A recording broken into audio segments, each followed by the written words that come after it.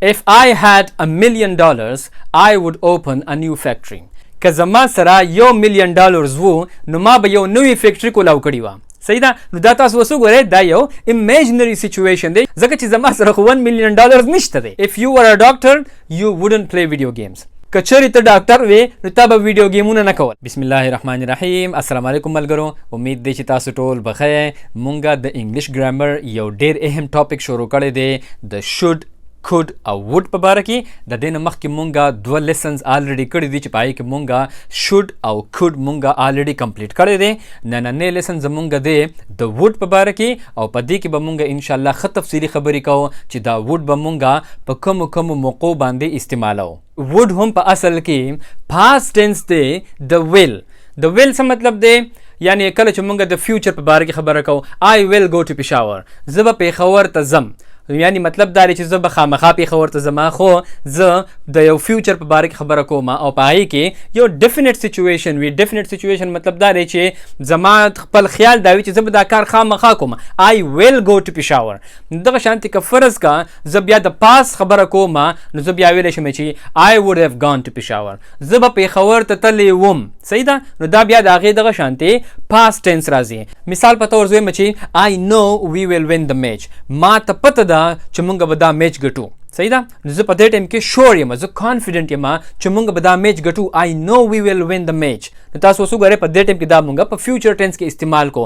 خو که فرض که زه چېرته د زوړ میچ په باره کې خبره کوم چې ما ته پته وه چې مونږ به هغه میچ ګټو نو بیا شوه دا د پاست خبره. نو په هغه ټایم کې به بیا مونږ would استعمالو. مثال په طور زه وایم چې I knew we would win the match. ما ته پته وه چې مونږ به میچ ګټو. یعنی زه په دې خبره باندې شور وم، زه کانفیډنټ وم چې مونږ به میچ ګټو. یعنی زه د زوړ میچ په باره کې خبره کوم. نو دغه شانتې تاسو وګورئ کله چې مونږ د پاست خبره کوو نو بیا مونږ would استعمالو د will په ځای باندې. خو د دې نورو دواړو ټکو په شانتې د دې would هم د دې پاست ټینس نه علاوه نور استعمال ډیر زیات دی او هغه نور استعمال څه دی دا هم مونږ په مختلف موقعو باندې استعمالولی شو. اوس په دې کې د ټولو نه اهم سچویشن هغه کله چې هم یو unreal situation وي، untrue situation وي، hypothetical situation وي. hypothetical مطلب دی چې یو فرضي حالت وي. فرضي حالت څنګه وي؟ خلک اکثر وایي کنه چې فرض که داسې چل شوی و نو داسې چل به شوی و، فرض که ما دا کار کړی وي نو داسې چل به شوی و.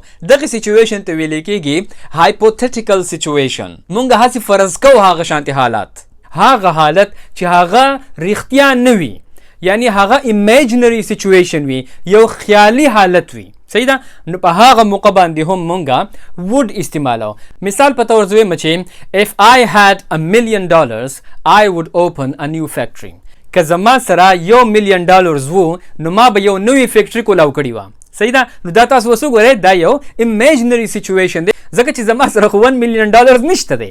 خو زه دا وایم که چېرې زما سره $1,000,000 وی، یعنی هغه خبرې چې په هغې کې مونږ اکثر وایو که نه که چېرې داسې چل و نو ما به داسې چل کړی و، یا که چېرې داسې چل و نو داسې چل به شوی و. نو په دغه موقعو باندې همیشه مونږ بیا would استعمالو. او داسې imaginary کم سچویشن چې وي دا خبرې زیات تر شروع کېږي د if نه، یعنی په پښتو کې که چېرې داسې چل و، که داسې کار وشو نو داسې چل به وشي. دغه شانتې چې کم سټایل فقرې دي نو په دې کې مونږ همیشه would استعمالو. مثال په طور if نعیم worked hard he would get a promotion.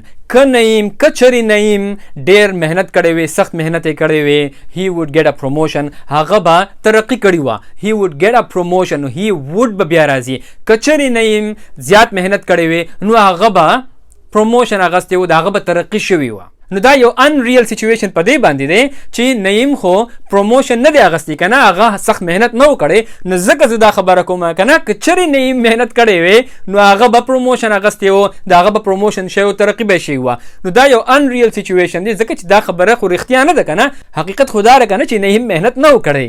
یا دغه شانتې بل یو اگزامپل واخلئ if you were a doctor you would work in a hospital. کچری ته ډاکټر وې نو تا به په هسپتال کې کار کوو. صحیح ده. نو تاسو اوس وګورئ دا یو امیجنری سچویشن دی. کچری ته یو ډاکټر وې نو تا به په هسپتال کې کار کوو. د دې خبرې مطلب څه دی؟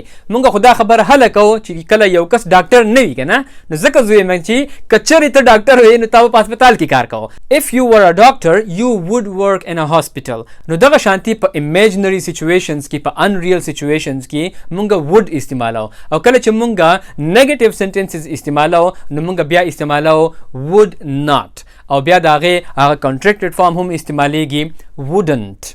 مثال په تور په negative sentences کې زدا سي استعمالولای شمه if you were a doctor you wouldn't play video games. کچری ته ډاکټر وې نو تا به ویډیو گیمونه نه کوله. صحیح ده. نو تاسو اوس وګورئ په دې کې بیا ما څه وې دا خو یو خیالي سچویشن دی انریل سچویشن دی ځکه چې فرض کما یو کس په ویډیو گیم باندې ولیدو چې هغه ویډیو گیمونه کوي نو زغه ته وایم چې یاره کته چرته ډاکټر وې نو تا به دا ویډیو گیمونه نه کوله. دا انریل سچویشن دی. انریل په دې دی چې هغه خو ډاکټر نه دی کنه. نو دغه شانتي دا وګورئ موږ په نیگیټیو سنټنسز کې هم دا استعمالولی شو. اوس د دې نه علاوه وډ مونږ هله استعمالو کله چې مونږ چاته څه آفر کو مونږ چاته څه پیش کو. مثال په تور زما سره چای دی زه چای څکم او بل کس راشي زه ته وایم چې وډ یو لایک سم ټي ته څه چای څکل غواړې یعنی زما سره چای شته دی او زه هغه ته پیش کوم زه ته وایم چې وډ یو لایک سم ټي ته څه چای څکل غواړې. نو دغه شانتي چې کله هم مونږ چاته څه پیش کو مونږ چاته څه آفر کو نو په هغه ټایم کې هم مونږ وډ استعمالو.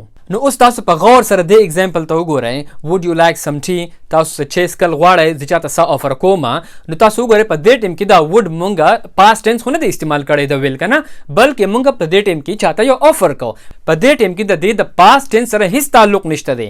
د دې استعمال په دې ټیم کې صرف او صرف په دې وجه باندې مونږ کړی دی چې کله مونږ چاته څه آفر کو مونږ چاته څه پیش کو نو کله چې هم مونږ چاته آفر کو نو په دې موقع باندې بیا مونږ could نشو استعمالولی. ته چاته دا نشي ویلی چې could you like some tea دا سنټنس بالکل غلط راځي بلکې چې کله هم مونږ آفر کو چاته څه پیش کو چاته نو مونږ به would استعمالو.